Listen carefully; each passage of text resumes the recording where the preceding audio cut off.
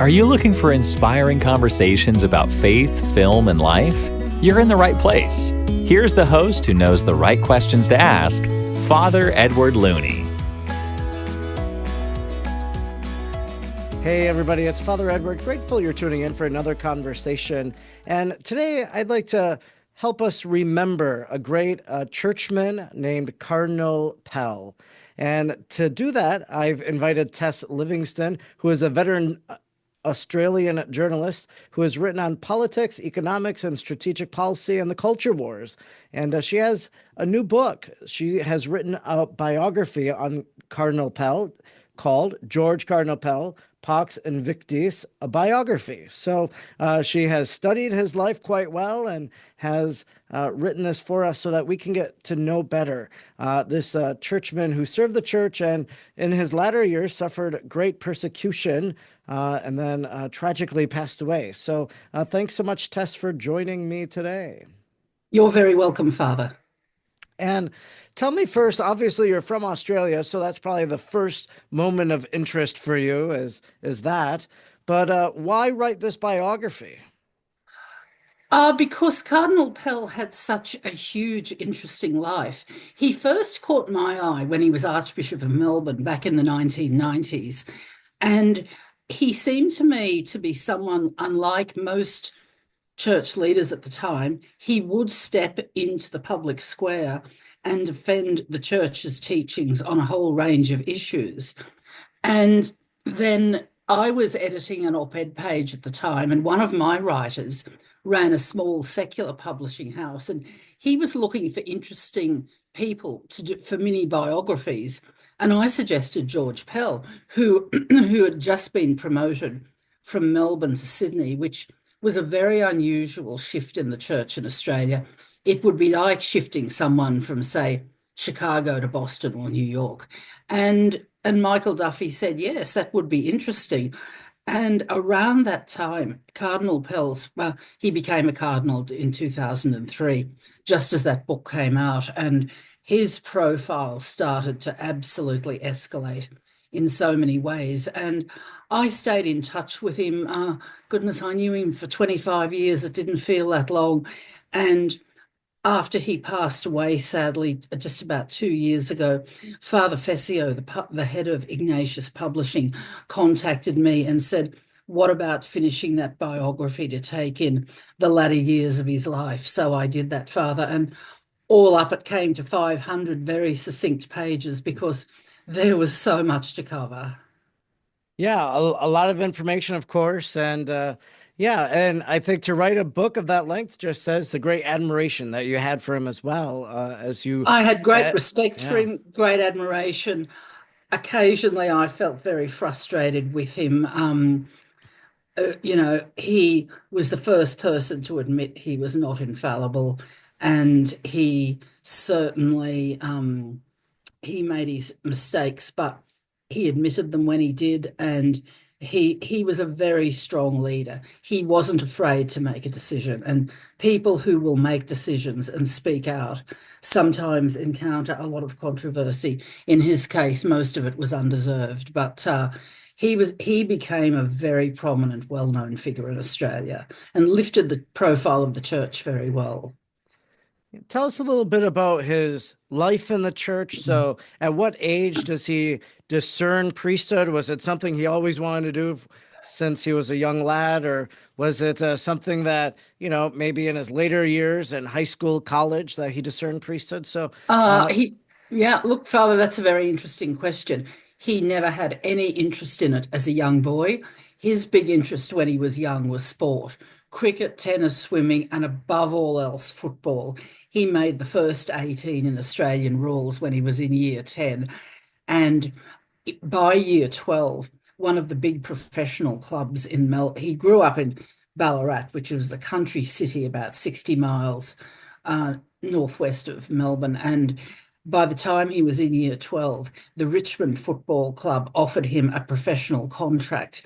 He'd also won a scholarship to Melbourne University to study law, which would be equivalent, coming to the end of year 12, of having a choice between signing up for the most popular outstanding football team in the United States and studying law at Harvard.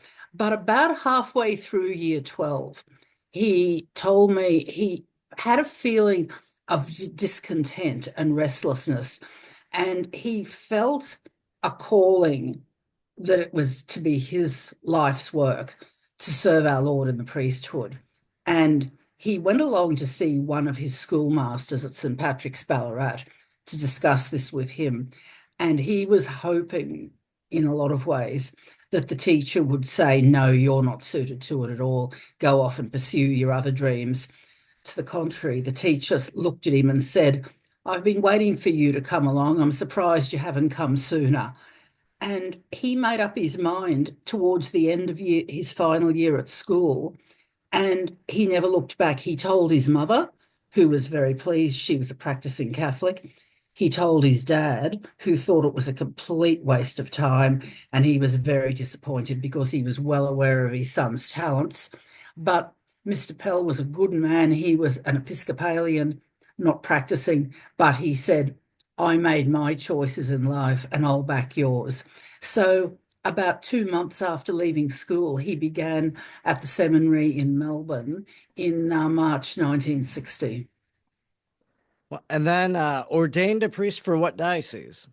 He was ordained a priest for the Diocese of Ballarat, his home diocese. Okay. But he was ordained in Rome. He was picked out quite early as a good scholar at the seminary, and he was given a place at what the students used to call PROP, the College for the Propagation of the Faith. Australia was under the Propagation of the Faith at the time. So he studied at the Pontifical University in Rome, came fifth in his class, but the latter leadership qualities were starting to show. He and another young man from New Zealand edited the college magazine, which was about the two Johns they believed were changing the world for the better: John Kennedy in the United States and Pope John the 23rd with the Second Vatican Council. It was a heady time. He later edited newspapers, Catholic newspapers in Australia, but those talents showed early. He played basketball in the seminary, and he still managed to do very well in his licentiate. He came fifth or sixth in a class of 60. And then he was ordained in St. Peter's in Rome at the altar of the chair on the 16th of December 1966. And as he then begins his life in the church, does he go back to the home diocese and serve in a parish? Does he not straight away, Father. He had, after ordination, he had a very good experience in the United States. In the holidays between ordination and the start of the next academic year, he served in the Diocese of Baltimore as an assistant priest in a parish. He loved America, and Americans loved him. And he made lifelong friends with a family called Weigel, whose one of their young sons was George Weigel. So that was a very long and enduring friendship. After that stint in the American parish was over, he went to Oxford to pursue a doctorate in church history on the early church fathers. He didn't want to do canon law, but his local bishop in Ballarat, Bishop Patrick O'Collins, wanted someone well-educated to take on secular advocates in the public square. And he noticed that George Pell would be ideal for that role. So the future cardinal, then Father Pell, did 4 years writing about the early church fathers, the period leading up to St. Augustine. And during that time, he lived at Campion Hall in Oxford that was run by the Jesuits. And I interviewed a couple of those Jesuits 20 years ago. They were old men then, but they remembered him very well because, as well as doing his studies, which were quite demanding at Oxford, he showed a keen pastoral interest. Most priests studying there doing doctoral work helped out in parishes. He was extremely active at that. And he said one of the first, I think it was the first Catholic Mass at Eton College for centuries. So he used to go and talk to the boys there. So he also rowed for the college, and he won his blue. So when he came back to Australia, he came back with his doctorate in philosophy from Oxford, and also an oar, which came very proudly on the plane. I think at the time he was more proud of the oar than he was of having a doctorate, but he did very well there. He also showed that he a courage there. The post council upheavals were on at the time, and Father Schillebeeckx, the Belgian Dutch theologian, came to talk at the college. And young Father Pell was one of the few who dared roll up a few curly questions to him. People were quite struck by that. He was very polite, but he stood his ground. And there were signs there of the church leader he was to become in future. So then when he came back to Australia in about 1970, it was time for some pastoral work, and he was appointed to a little parish up on the Victorian New South Wales border, about 500 miles from Melbourne. I went up there when I started the project, and it was the most boring drive in the world, just hundreds of miles of boring, monotonous terrain of nothing. It wasn't farmland, it was just land, really.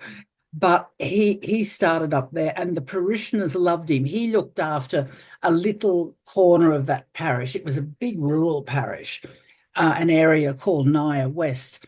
And the parishioners, years later, and their children loved him. And he went back there a couple of times over the years for funerals. He had a loyalty for friendship. Once he made a friend somewhere, whether it was a student, a young priest, or in later years, he had a tremendous capacity to hang on to his friends and stay loyal to them and take an interest in their lives. So he finally got back to the city of Ballarat in around 1973. And that's where he also worked at a parish. He worked at a parish there. He was one of 4 curates, and he was really the foundation force in creating the Ballarat Catholic Teachers College, which was later one of the foundation colleges of the Australian Catholic University. So he was pretty active early on, and he also edited the diocesan newspaper for a couple of years. So the George Pell, who was to emerge years later, was clearly there by the 1980s. The same talents were apparent early on. And then when he was nominated bishop, was that right to Melbourne, or was he a bishop, an auxiliary somewhere first, or an ordinary of a smaller diocese? No,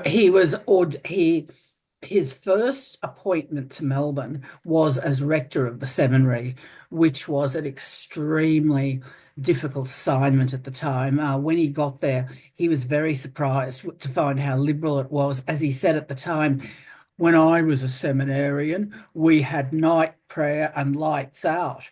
Now we have light prayer and nights out. So it was different. And he set about reforming that, and it was very controversial. He didn't really have the he said about that. He was rector there of Corpus Christi Seminary for about 18 months. And then he was appointed as an auxiliary to Sir Frank Little towards the end of the 1980s. And that was really his first step onto the episcopal ladder. He knew then, after some very frustrating years running the seminary, that if anything was ever to change, he would be it would have to come from the top, in other words, from the bishops. So he was appointed an auxiliary to Sir Frank Little, I think it was 1987, and Melbourne's a big city. He was responsible, if you like, for visiting the parishes in a quarter of it, doing all the confirmations, but he was also, as an auxiliary, given another job. He was in charge of Caritas Australia, the overseas aid agency. So that was a very big challenge, because Australian Catholics provided a lot of financial assistance to Catholics and others in Southeast Asia, especially in Cambodia after the ravages of Pol Pot.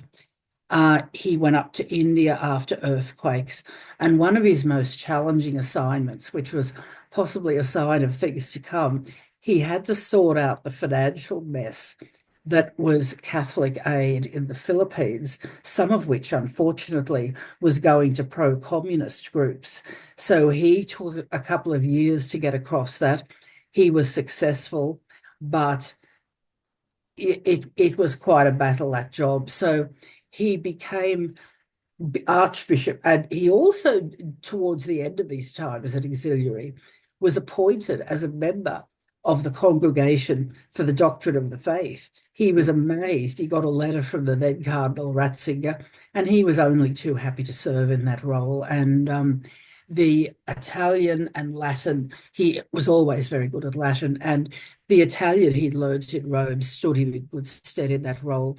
And then he finally became Archbishop of Melbourne in 1996 at the age of 45. Born in 41, became bishop in his mid-50s in 1996. So it was an adventurous, illustrious career, Father. Yeah, wow, that's incredible. All the things, all the ways that God called him, and how he served the church. And you alluded to there, of things to come when you referred to the financial investigations he had to do for that organization. And that ultimately is how he spends some of the last years of his ministry is in the Vatican, overseeing the financial affairs of the Vatican. So tell us a little bit about that. Okay. From Melbourne, he went to Sydney as Archbishop. And after about 11 years in Sydney, which was actually the longest he stayed in any particular posting, and he loved it, it was Pope Francis made the very wise decision to invite him to come to Rome in the new position as Vatican Treasurer or Prefect for the Dicastery for Economic Affairs. And there was plenty of reform waiting for him there. He found several thousand bank accounts held in the Vatican Bank by people who had really no connections with the church.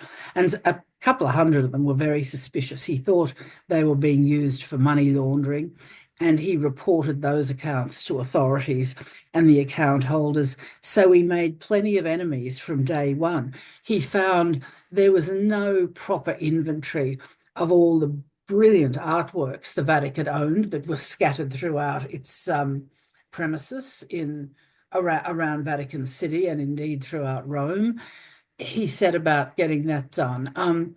He was pretty horrified that more than 75% of the money given to Peter's Pence by Catholics around the world was being used for administration, Vatican projects, not going directly to the poor, which Pope Francis had made such a strong priority of his pontificate. And Cardinal Pell well knew from running Caritas Australia that that was wrong. And he said, look, this has got to change. We've got to have more accountability.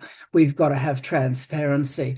And Father, as you would know well, those reforms did not suit everyone in Rome, but including, unfortunately, some well-placed cardinals, some of whose names are known, others aren't. He had a pretty torrid time there in Rome, and it was frustrating. He did make progress, but he wasn't able to get the audits done that needed to be done. And then they appointed an external auditor, Libero Maloney. They appointed him as an internal auditor, and that didn't please many in the Vatican as well, too. So things have gradually improved over time because many of the recommendations Cardinal Pell made have actually been put in place. But it was a pretty torrid time. And then in the middle of it, those extraordinary charges were brought against him in Australia that made no sense. And he could have stayed over in Rome, and claimed diplomatic immunity and been very comfortable. He had a lovely apartment near the Vatican, but he was determined to come back and clear his name, which was the absolute right thing to do. And then he was imprisoned then, right? Like was he found guilty and then they reversed the charges, or what was that all about? Well, Father, yes, he was. The first trial ended in a hung jury, which shocked him. It was such a clear-cut case. The first interview he gave with the police is on YouTube, and I'd invite any of your watchers and listeners to look it up. Hmm. He set out how ridiculous these charges were. But unfortunately, the first jury couldn't reach a verdict. So then he was tried again. And his friends were becoming very uneasy at that stage. Many of us wanted him to give evidence and thought he should. His legal team were of a different view. They thought that YouTube interview, which was played to the court and absolutely showed everything succinctly, was enough. And it was a very good interview and it was very powerful. And unfortunately, he was found guilty by the second jury. And then he had a brief respite to get his two knees replaced. And then he came back for sentencing in February 2019. Oh, I'll never forget the day. And I saw him briefly at lunchtime that day in the little room they'd given his legal team. And he looked at me and he said, "This is just surreal. How can this be happening?" Everyone was just gobsmacked by it. And he was carted off in a paddy wagon that afternoon, handcuffed, and taken off to the Melbourne Assessment Centre in the city, where he spent a very lonely 400 days. He later moved to another jail briefly, but he couldn't say mass during all that time. Even some of his other hero cardinals, he was a great admirer of people like Cardinal Mindszenty, Cardinal Stepanak, St. John Fisher in England. Most of them managed to say mass at some stage in jail. He was very closely supervised and he couldn't do that. He only attended mass, I think, about 6 times in the 400 days. Then he appealed. All his energy went into appealing, and then he lost that appeal 2-1, though the minority judge in that appeal, he wrote a very strong case about why he didn't think these charges were valid. He was a Jewish man and he was forensic and he did a brilliant job with that. And on the strength of that, Cardinal Pell's legal team took it to the High Court in Australia, which is the equivalent of your Supreme Court, and it was all quashed then 7-0. So a terrible, terrible error had been made, but it robbed him of 400 days of his life, including his 80th birthday. That was a very heavy penalty, but during that time in jail, being him, the true George Pell's nature came out. He didn't give in to self-pity or recriminations. He wrote the brilliant 3-part prison journals, and they show the grace under pressure, the faith under pressure, and how important that was to him at the time. And a lot of prisoners reached out to him. Prisoners could write to each other in Australia without putting a stamp on the envelope. And that really mattered to Cardinal Pell in jail, because he had very limited funds. He could only buy the Australian newspaper once a week, if he could even get it. And lots of prisoners wrote to him, and he wrote back to them all. So he ended up counselling and reaching out pastorally to quite a lot of troubled souls. And really, those letters one day will have to come out as a book. He stayed the same person in jail. And then he was just very relieved in April 2020 when the High Court brought down this verdict 7-0. And everyone, of course, rightly said, how could this happen in modern Australia? Look, that question has not been answered adequately. I don't pretend that I've answered it either. What I have pointed out is that the action, some people even claim that it was the enemies he made through the financial world in the Vatican were part of this. I don't know if they had any role. The one thing I do know, they didn't have a role in the beginning, because this pursuit of Cardinal Pell, this so-called Operation Tethering, which was a sort of a fishing expedition by the Victorian police to see what, if anything, they could pin on him. That began in 2013, before he even went to Rome. It was just extraordinary. You know, tempers were running very high with all churches at the time, particularly ours, over the clerical sex abuse issue. But to go after an innocent man about whom there were no complaints at the time was just extraordinary. So I'm just so pleased he had a couple of very happy, productive years at the end of his life when he came out of jail in Australia, and indeed traveling and living in Rome, where he died. Now, surrounding his death, some people think that, it's a little controversial. Do you think it was just like, wasn't it during a routine surgery or something like that? Routine for a lot of people, Father, perhaps not for him. He said before he went in for the operation, he knew he was a high-risk patient. Despite leading a very healthy life, he was a ticking time bomb. His family admit that. He had several serious heart conditions. He had a pacemaker. He was on blood thinners. He had collapsed once when he got to Rome, when he was overseeing Vox Clara, the committee that improved the English translation of the lectionary. He actually collapsed and ended up in the Gemelli Hospital, where they gave him a pacemaker. His family believes it was natural causes. There has been some questions asked about it. There were rumours, which I have never been able to get a straight answer out of the hospital, nor have other journalists who could speak Italian well. They've asked, is it true that the CCTV footing was off on the day that he died? No one's ever been able to get a straight answer on that point, Father. But it's not impossible that he died, I think it probably was natural causes. Sure. He wanted to stay in Rome. He could have come home to Australia to have that operation, or gone to the United States, but he believed at the time that a conclave was fairly imminent in Rome, and he wanted to be there to address the cardinals before they went in. He could not have voted because he was over 80, but he wanted to stay in Rome. He was very determined on that point. But look, we'll never know, unfortunately. Yeah.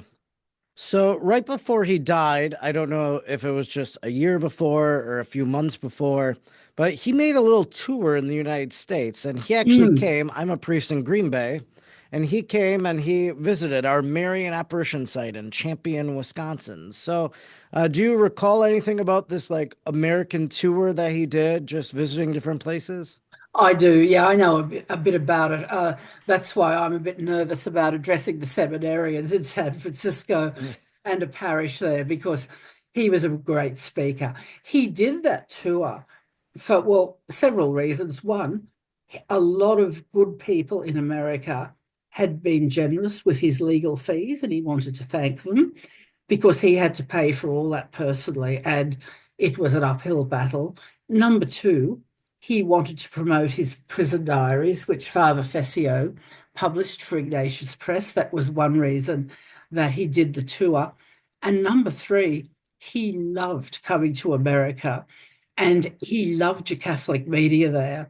And he saw it as an opportunity for evangelization and spreading the word of God. I'm glad he went to that Marian shrine. He went to he was very active in taking the message of faith around the world. When he was a serving Archbishop in Melbourne and Sydney, he led groups of hundreds of young Australians to the World Youth Days. We hosted World Youth Day in 2008 in Sydney when Pope Benedict came. He did a very good job with that. So yes, he told me how much he enjoyed that tour of the United States and the very warm, enthusiastic reception he received. Wow. Now, tell me a little bit about the process of writing the biography. You mentioned a few times, like, he told me. So that means you probably have enjoyed a long time, relationship in the sense of sharing information or whatever. You also said, I spoke with these people 20 years ago, and such. So has this been like a lifelong project, and finally just put together now where you're able to draw upon all these past experiences? Yeah, What was look, it like to write? I drew on the past in this book, Father, as well as the present. I've worked full time through those years. I write editorials for the Australian and the Weekend Australian, which the Australian is the sister paper of the Wall Street Journal. So that is a full-on secular job. And I like doing that very much. And Cardinal Pell was an avid reader of the Australian. He followed world political issues very closely. He loved that little speech the other day that Cardinal Dolan gave at the Trump inauguration. He was very interested in Australia's relationship with the United States, as I am, particularly in light of current security threats in the Pacific. So, yeah, I did that, but we kept in touch. And yes, some of it, like there were people I interviewed 20 years ago for the first biography who are dead now. So it was of great benefit to have their input. A couple of his fellow seminarians, his sister Margaret, who was his best friend in life, and she was very open with me about the family and what it was like growing up with him in Melbourne. She died around 2 years before he did. His sermon that he preached when Margaret died is in this book. So there's a few of his pieces in there. They're well worth reading. Margaret was there.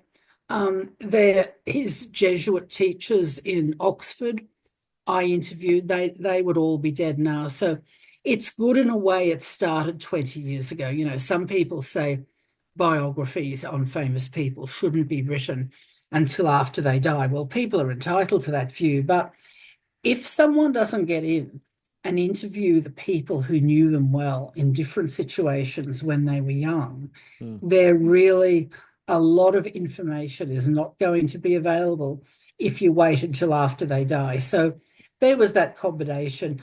I always believed I would write a final version of it, if God spared me for some years after he died. But it happened a lot sooner than I thought it would. It really did. And shortly after he died, Father Fessio had published a version of the early biography, and he emailed me then and said, well, what about finishing it off? So I started straight away and got on with it. And there are some questions that probably won't be known for years, if ever. But I've got as much relevant information in there as I could. And it was timely to do it. I remember the night before he went into hospital for his operation, I phoned him, and he was very, very talkative that night. He was very upset with the way Pope Benedict's funeral had been conducted in the Vatican. And he talked to me about that. He had written a 4,000-word obituary on Pope Benedict for our newspaper, which was published. And I never had the heart to tell him when he was writing the Benedict obituary for the Australian, I was writing his. I couldn't never bear to tell him that.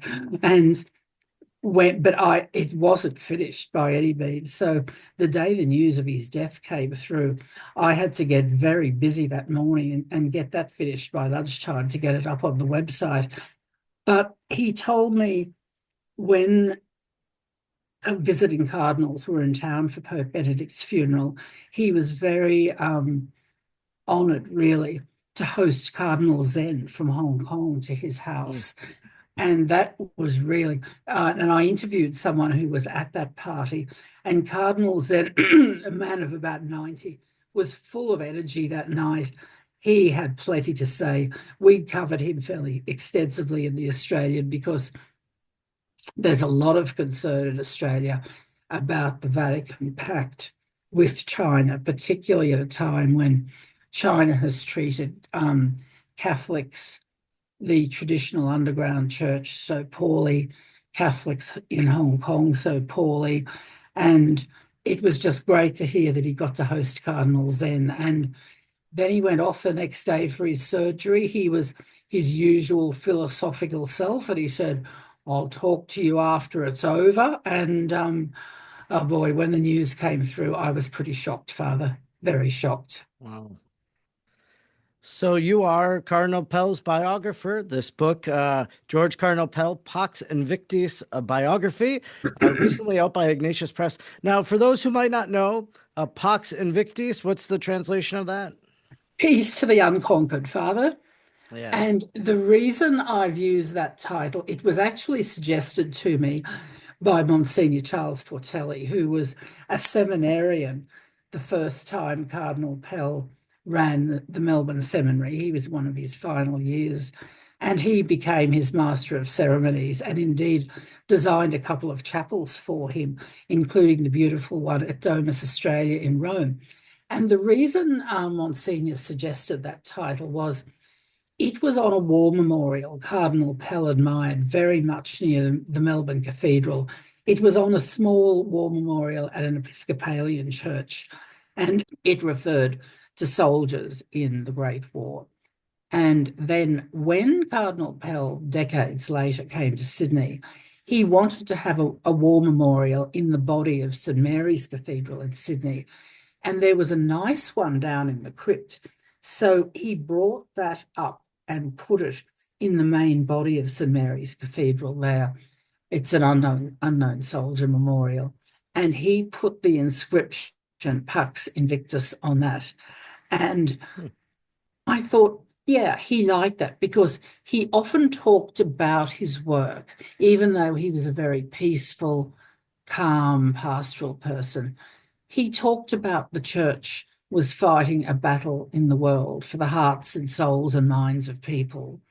And he often used the words like frontline, soldiers for Christ, the battle for Christianity.